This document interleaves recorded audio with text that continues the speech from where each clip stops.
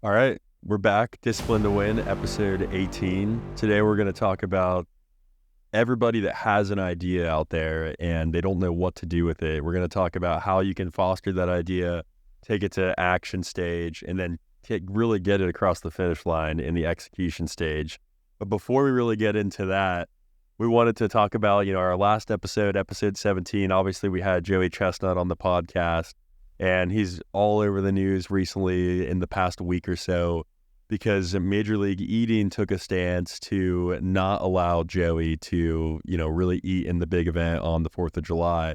And to be completely honest, after figuring out what motivates Joey, which it seems like right now it's America, it's the people, to, see that before he got to share his story of, really what happened, that he, took another brand deal, was very surprising to us. But Nick, I guess what's your take on everything that's going on with Joey right now in the news? Yeah, no, at first I was really surprised with him because the media made it seem like he did this deal knowing that like he couldn't go into and compete in Nathan's. But as we started to dig into it a little bit more, this was something that he was kind of doing externally. He didn't think that it had any effect on what was going to happen with the hot dog eating contest.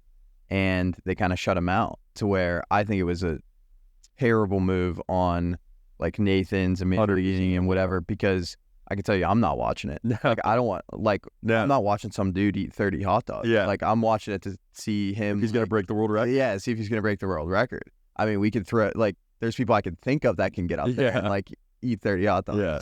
To where no, I think it was a terrible move on their end. And it's sad because I mean all that he's doing is he joined a brand deal, like it's bettering him, it's bettering his family. Right. Like that's what he wants to do. Like it's not anything that I would say is directly conflicting with Nathan's hot dogs. Like, yeah, it's a vegan brand or whatnot, but it's not like the brand attacks Nathan's in any way, shape, or form. Like they're pretty independent.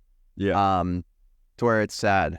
And I think it really diminishes the whole, like he's the lifeblood of that whole, I guess you could call it industry or sport or whatnot. I think it's like a good example too of how the media, like whoever's first in the media today, basically sets the narrative, because you saw so many people attacking him online like he sold out on America basically before he found out about it from the news. Yeah. They didn't even like call him and tell him or anything like that. And I think it's like really cool that, we have the true story of, who Joey is, why he does what he does, and we have that out there for everybody to learn about who Joey Chestnut actually is. Yeah. To where if you really don't, believe the media, or if you want like your own to formulate your own opinion on his motivation and purpose and everything like that, definitely watch episode 17. You can see, just like we did firsthand, what motivates him, what pushes him to do what he does. And he's a super genuine guy that I think has, very pure intentions, and he's just looking to, really show up for everybody in America that's a fan. He's looking to show up for his family, and I think he got a really bad deal.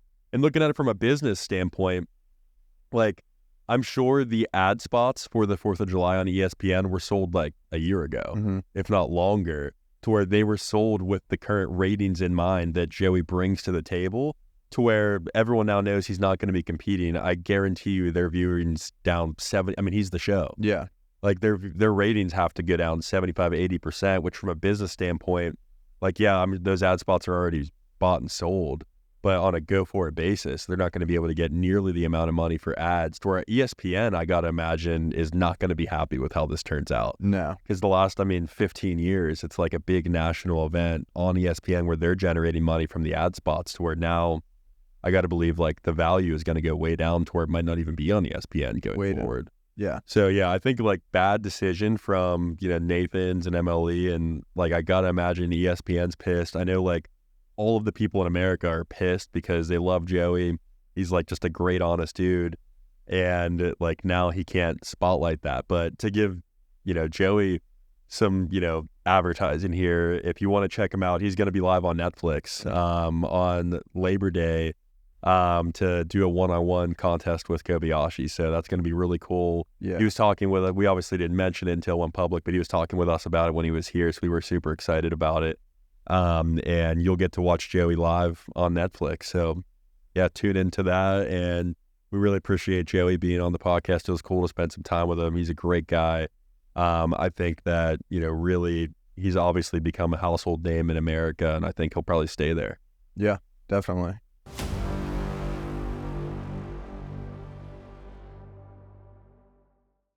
All right, we're back.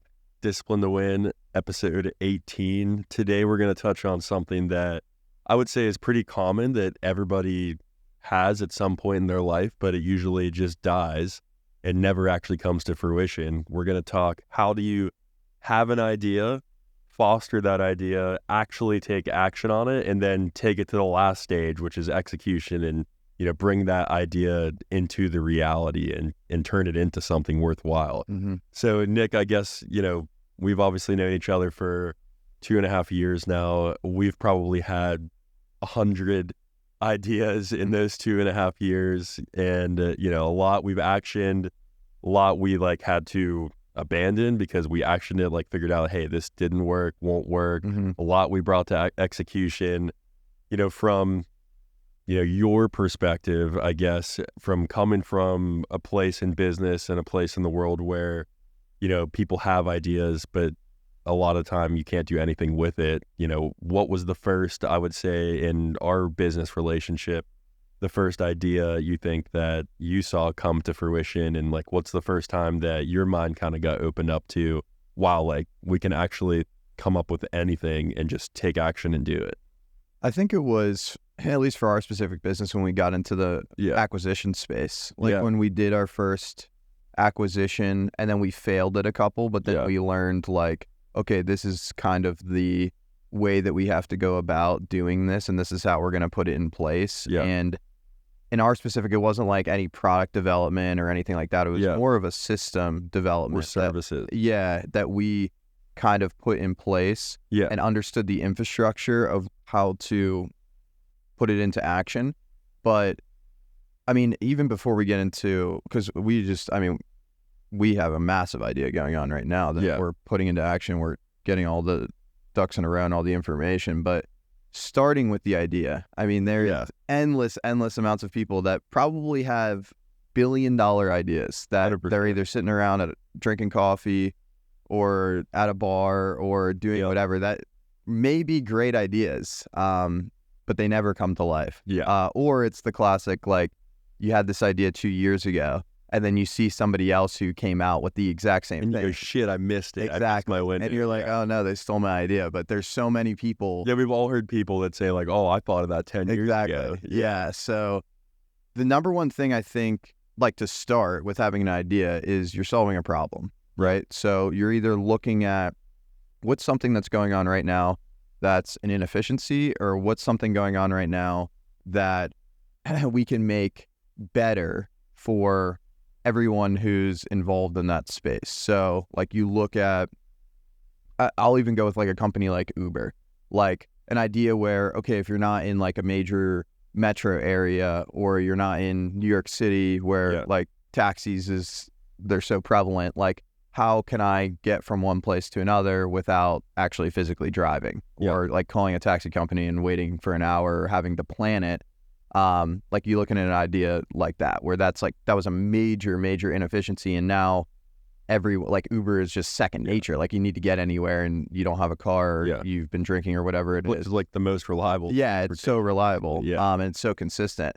So that number one thing is solving a problem for somebody. And I would say too that a lot of people already have ideas in their mind to where they know they thought of a better way, or they know that they thought of something that doesn't even exist yet. But I think a lot of people are so afraid of rejection, or so afraid of people thinking their idea is stupid, or that they won't even tell people. Yeah. And I think if we sort of start too with even taking it a further step backwards of okay, you have your idea, what do you do next with it? And, I know me, I've had tons of ideas, and, what I really do, as soon as I come up with an idea, I don't sit and ponder on it for months, days, weeks. I immediately now call you immediately. Mm-hmm. And we've both had a ton of those phone calls where it's hey, crazy idea, and then you need that outside perspective immediately. You do. But I can say that be very careful who you share your ideas with, because dream killers exist in your life. And like, I know there's people in my life that, and even, family I've shared tons of ideas with, and they immediately go, well, that'll never work. How would you do that? To where you need to surround yourself with the people that they don't immediately shoot down your idea because it just might be too hard or too expensive, or they can't picture it. You need to surround yourself with people that they're immediately going to try to provide additional, action or, solutions that are going to enhance your idea or take it to that next step, to where people are also optimistic, positive thinking people like yourself, and not the negative people that will literally come and steal your dream because they've already abandoned theirs. Yeah. So just like, I think, sort of just a micro lesson is just remove the dream killers from your life, because whenever you do have your aha moment or your idea, they're going to want to shoot it down immediately because they've already abandoned every possible hope of starting something or a dream in their own life. So like, set the dream killers aside. When you have your idea, think in your life, who is a like-minded person or who is already successful in their life doing anything that they've had some type of success. And I would say go to that person, really with your idea, because they're going to be able to foster it, at a much higher level than the dream killers in your life. So I would say right now, like, I don't have that many people in my life, really to take ideas to. And, I would say you probably don't at this point either. So I would say that's somewhere for us to grow, is continue expanding our network of, other people that are going to be able to add gasoline to the fire whenever we have all of our big ideas that we constantly have. Yeah, because the differing of perspective is very important, I think. Yeah, 100%. Like, you have an idea and it may sound so great by yourself, but then you have two, like maybe even two, like for right now, honestly, what it is you and Gabby are like the two idea people that, like, that's like where we discuss. Our think tank. Yeah, the think tank. Yeah. To where the perspective of different people that have different experiences in life, that are in different parts of their life, or have maybe seen something that's similar and been like, hey, like, we're going, like, you're looking to go at it from this angle, but I've seen X, Y, and Z. Maybe we should go at it from this angle, or maybe we should propose it in this way. So that's important. Not to say that you can't be somebody that's solo and like go and like power to you if you are solo and can go and like have an idea, action it, implement it, and it work very well. Yeah. Extremely difficult though. Having strategic partners in any business relationship, or when you're trying to put something in place, is almost, I would say, like 98% of the time is crucial. It's very, very hard to do things alone for multiple different reasons. One is like from a bandwidth standpoint, two, the perspective standpoint, and three, like, you are not good at everything. Your skill sets are different to where like, and you need all of the skill sets put together in order to like really make like a real idea come to fruition and like put into place and it work well. So, and I'll say bandwidth too, when like, cause I've like before, we've gotten business together, I actioned a ton of ideas alone, basically, for the majority of the massive like lift and execution of the idea. And like, you will have nothing else in your life. Yeah. Like, if you're going at it alone, there's nothing else.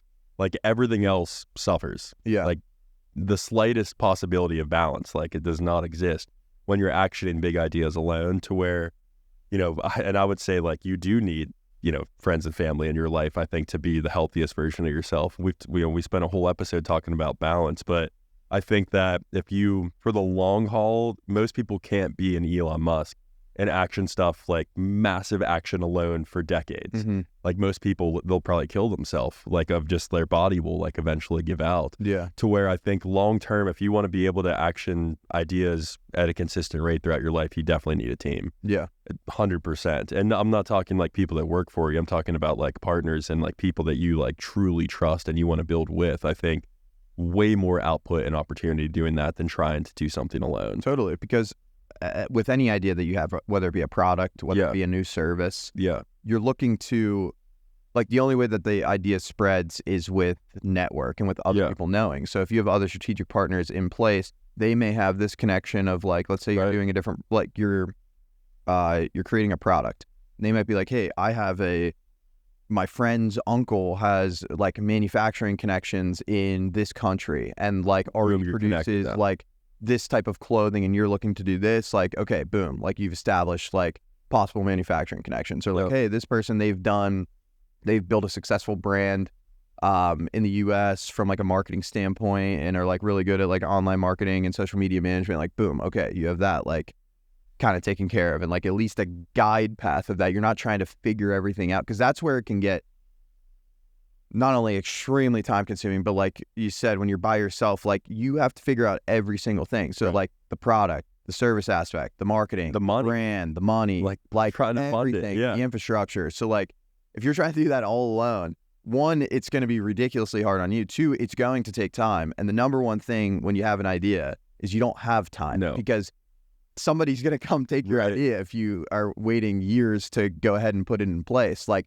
the person who can get to the idea first and put the infrastructure in place and get the plan in place and then action it is going to be the person who wins. Like at the end of the day, there's probably thousands of people, and we know there's thousands of people that have the idea of what we do on a day-to-day basis and what our business is constructed around.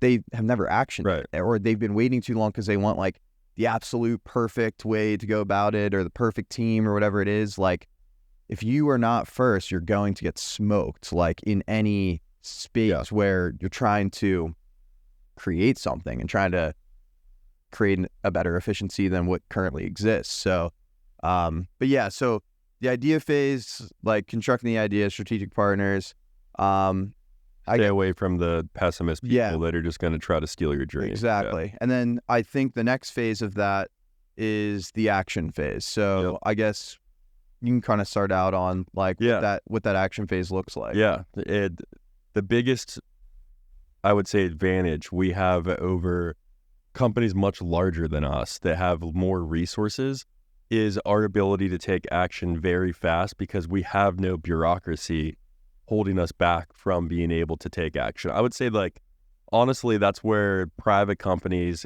can beat out public companies, because public companies have the bureaucracy of, they have to report to the board where they have their controls, the shareholders that have their controls. When you're a private company, or like, let's say you're just literally a person at the alone or with one other person at the lowest level, you have the ability to just start. And so many people, I know I have friends that I've talked to about different things and ideas that they have, and I'm like trying to encourage them, just go, just start somewhere. But so many people are just paralyzed with, they don't know what action to take first. And the first action I've always took with every idea we've ever had is contacting all of our strategic partners immediately to just start movement on what I know needs to happen, which is usually figuring out anything like, is there any legal ramifications? Is there anything that needs filed? Is there any documents that need put together? Start all that stuff immediately, because that makes it legitimate. You don't want to like half-ass anything. You want it to be real. And you could think through like ideas even we've had that didn't work. What was the first thing we do? We immediately got on the phone with an attorney and started actioning the legal side of everything like right away. So I would say that's the first action you can take. And you now have another strategic partner in your camp that, they have a different perspective, which we talked about, perspective of being really valuable. And then I would say action number 2 regarding, there's going to be a consumer, whether it is a product or service or anything, there's going to be a consumer. So immediately go and talk to one of those people about it. And you got to like, you're going to be selling something. You know what I mean? At the end of the day, any idea, someone's going to be using it. How are they going to use it? They're going to have to be convinced that it is a good idea. It's going to help them in some way in their life. So go direct to the consumer right away and make sure that they will give you your confirmation that this is also a good idea. And then as soon as you get that feedback from that one person or 2 people that, hey, this is a good idea, go. Then your thoughts need to be, how can we roll this out to as many people as possible? And you now know your next step, because all the constraints that are going to be identified of how do we roll this out to all these people, it's going to tell you what you need. And you just go and start building that team, build whatever it is that you need to get it to the masses, and you just can't stop. There's going to be a million bumps in the road. You can't let, one hurdle set you back and now you're like not taking action. Every day, take some small action to move forward to solving the problems identified after you went to the consumers. And I would say that you won't be able to stop, because now you're engaged in all these different things. You've identified strategic partners. They're now calling you, hey, like, I have this, is this good? To where you, like, the more people you tell and you get involved in the process and add to the team, you've created this movement and this thing and this living organism now that sort of can't be slowed down, and you have no choice but to keep going. Mm-hmm. And I think that, at the end of the day, when you're alone, it's easy to get hung up on one thing. So maybe that's the answer to the test is, like, yeah, I guess if you go along, you get all the reward. But, maybe the biggest key here is just involve a lot of people that you can trust, because then it's way harder to stop. Yeah. I think that's right on, because it is like, you come back to like the infrastructure part of the action, to where, like, again, if you're by yourself and you're trying to build this infrastructure to carry out this idea, like, you could be missing things, crucial things in the infrastructure that you're not thinking of. Or even when you do go direct to consumer and you're getting feedback that you didn't think that you'd be getting feedback on, and you may be like, man, this might not be a great idea after all. But then, like, you have an outside partner whose perspective of, like, hey, maybe we're not in the right market. Or, like, maybe this consumer group that we're surveying isn't the right people that we should be targeting. Or, like, there's another opportunity out there that fits this idea, but we're just not looking at it. So I think it all comes back to the perspective and the different experiences of your strategic partners, of being able to put something like that in place. But you, as, like, the idea person, you have to be you got to be the visionary of, like, what is this going to be? It's your job to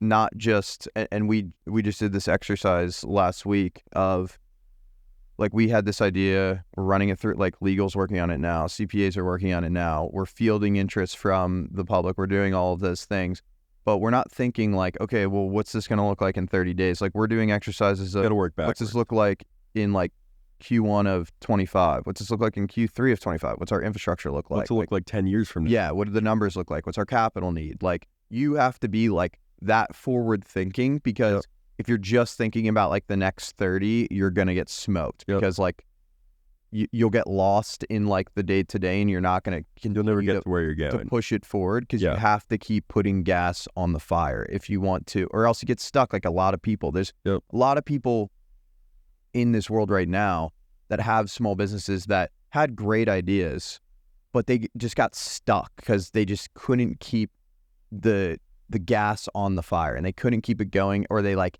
faced a little bit of adversity at some point. It's like, well, that's too hard to go forward. Like, I'm just going to stay right here where I'm comfortable, where it's, like, easy. So I think if you're that idea person, the visionary of continuing to push it forward, allow your strategic partners to help with the infrastructure, the service model, the product, whatever it is, and listen to them, and listen to their them. advice. Because then that's going to steer your vision as you move forward. But yeah, to your point, the action phase of putting those people in place, taking those steps, it's crucial, and it's going to be the hardest part. It's going to be the most work. It's going to be immense amounts of work if you really want to, like, put something into play. Because at the end of the day, no one's going to care about it more than you or other people that are involved. So you have to go above and beyond. There's going to be pieces that you're going to have to pick up, and things that you're going to have to figure out, and things that are going to suck. But and it's gonna be very difficult. And people are gonna tell you, like, oh, that'll be too hard, or that'll be too tough, and it's your job to say, like, yeah, I know, like, why do you think I'm doing this? Like, because nobody else is willing to figure this out. Exactly. It's like any good idea, it will not be easy. There's no, like, get rich quick ideas. There's no ideas that are worthwhile that it's just like, oh yeah, I'll just implement this in 30 days and then now all of a sudden I'm a millionaire. Like, that doesn't exist. The TikToks where it's like, oh, like, pay me $10,000 for, me to set up this Amazon store for you, and all of a sudden you're now going to be making $100,000 a month. Like, that's not real. That's their way of, they had an idea of how to make 10 grand off of, 1,000 different people. Definitely. So definitely anything that's worthwhile and sustainable long-term will be extremely difficult. And you just have to be able to push the action through, which will eventually take you to execution. And we always say that action without execution, is basically worthless, because someone could every day, have a hammer and be taking action, just hammering away at chipping away at a mountain. but you're never going to finish it. Mm-hmm. You know, you'll basically die before you finish it. So you have to figure out ways to execute to where, you know, you should sooner for that, you know, really example, sooner or later you're going to realize I'm not making nearly enough headway with this hammer.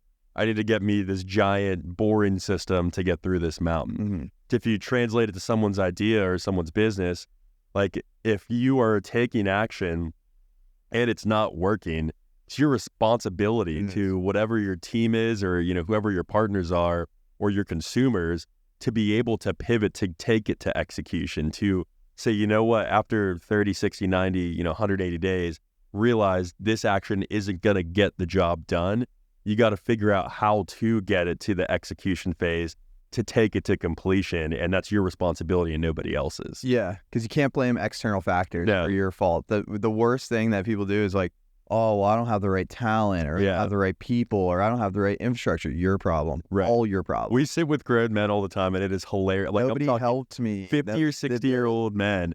And like, obviously we're two guys in our 20s, and they're just like, well, who's doing this for you? And we're like, we are. And they're like, well, like, how? And we're like, we figured it out. And they're like, well, no one's helped me. Yeah. And it's like, you're sitting there as like a 60-year-old man playing woe is me that no one helped you. Yeah. And we now see how people get to that point in their life to where they let life happen to them. And they sat there and waited for someone to come save them, but no one is coming to save you. Yeah. And this goes right back to, you know, another podcast where it's like, you need to be your own superhero. Yeah. Like, you've got to save the day. No one's coming to save you. Yeah. Like, you need to move your family, your friends, your partners. Like, you need to move them forward, because if you wait for someone to come and move you forward, like, life will pass you by, and it'll go by like that. Yeah. So definitely don't wait to be saved. Like, you know, be the grown woman, be the grown man, and, you know, put that cape on for your own family and go and save the day for them, because no one's coming to save you. Yeah, it goes back to, again, a previous podcast about taking ownership of just, like, you have to, if you're the idea man and you want to be that guy, like, you want to be that guy or girl, and you want to be the person who, like, creates something, like, every single thing that comes with it is your problem. It's nobody else's problem. Like, no matter what goes wrong, even if somebody else did something wrong, like, you put them in that position, it's your problem. 100%. Like, every single thing that happens is a direct response or a direct reaction to something that you previously did, and you can't blame it on the other person. Even things that you think, well, I didn't have control, that you did. In some 100%. way, shape, or form, you did. Everything that has gone wrong for us, in some way, shape, or form, we put the wrong person in the place. We made a wrong turn somewhere. Didn't give them the tools they needed. Like, how many times have we had conversations where, like, our team, like, brought a problem to us, you know, someone's failing, this didn't go as planned, and right away, you know, I usually say to you, like, that's on us. Yeah. We, like, didn't give them nearly enough training. Yeah. We sort of left them alone, you know, like, we just didn't have enough infrastructure in place yet to, like, do that. We jumped the gun there. It's never like, oh, they're totally wrong here. Yeah. Like, you know what I mean? Like, that person sucks. Like, well, you put the first. Right. Yeah. It's on us. Yeah. At the end of the day, anything that happens or doesn't happen is 100% on us. Yeah. And so, yeah, I think that at the end of the day, people have to also not let their business happen to them. Mm-hmm. Like, you're in control. Like, take that ownership, or like, you're in control of your family, your life. 95% of things you're in control of, and you just got to own it. But yeah, I think, you know, to everybody listening, I would say probably 100% of the people have an idea, or at one point had an idea. And I would say the most important thing that can sidetrack you is the dream killers that exist in your life, the negative people in your life. So if you want to actually action this idea, just sort of start distancing yourself from the dream killers, from the time thieves that we call it, the people that are just stealing your time and, you know, taking away the ability for you to action this. Get away from them. Find somebody that's like-minded. Find somebody that cares about you truly and is actually a positive person in your life. And then tell those people your idea, and then figure out what's the first action I can do immediately, and go. Mm-hmm. Like, you can't wait for another day. Like, literally, as soon as we have an idea, it is immediate. There's no, like, we'll hit this tomorrow. It's, we get the key people involved, like, right away and start movement. So start movement today. You don't need to wait tomorrow. You don't even need to finish this podcast. Yeah. Like, press pause and call up somebody, like, right away. Out there. Yeah, like don't even finish the end of this podcast because you can start right now. So hopefully, all the ideas that you have, you can start immediately. And if you have nobody else in your life, DM us. Yeah. Like we work with a lot of people that we've taken ideas and actually put them into place and have made them very successful businesses in a short period of time. So definitely, if you guys have ideas, comment, DM. DM us. We're always email working us. with other business owners pretty much every single day on different partnerships 100%. and whatnot. So people, at least once a day, people are reaching out, hey, can we do a lunch? I'd love to get your take on something. And we love that. Like we are all about building business. We're about building lives, changing people's lives. That's what we love to do. So DM us your ideas if you don't have anyone else in your life, because